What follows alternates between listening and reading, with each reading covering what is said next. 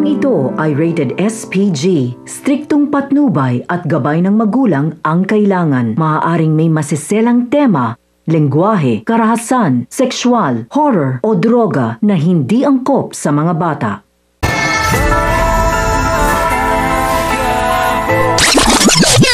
Inalok ni Tanggol si Norma na sumama sa kanilang racket dahil nakita niyang inaaway na naman ng kanyang asawa ito. Pumayag naman si Norman kung kaya't sa oras na gumaling si Tanggol ay isasama na nila ito.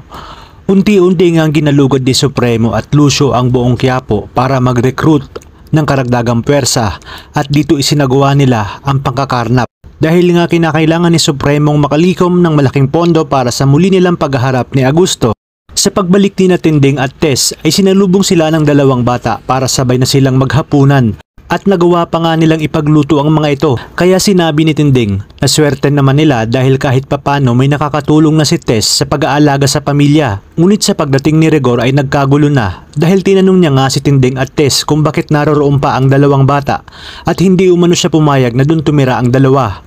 Dagdag pa niya na siya ang masusunod dahil siya ang bumubuhay sa pamilyang yaon. Kinausap naman ni Tess si Rigor kung bakit ganoon na lamang ang inasal nito. Ayon pa kay Tess, nakagabi lang at kaninang umaga ay okay ang lahat at masaya pa sila. Kaya dito sinabi ni Rigor na under investigation sa pagkamatay ni Ramon.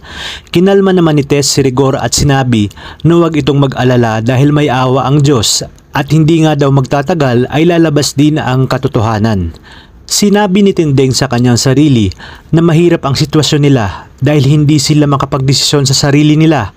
Sumagot naman si Noy na wala silang magagawa dahil palamunin lang sila, kaya kahit gustuhin man nilang kupkupin ang dalawang bata ay wala silang choice.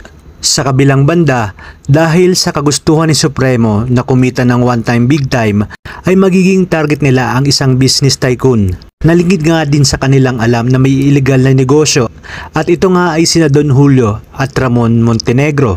Ngunit paano na lamang pag naging kakampinan ni Supremo sina Tanggol at malaman nila na si Ramon pala ang tunay na ama ni Tanggol? Iyan ang mga dapat natin pakaabangan dito lang sa FPJ's Batang Quiapo.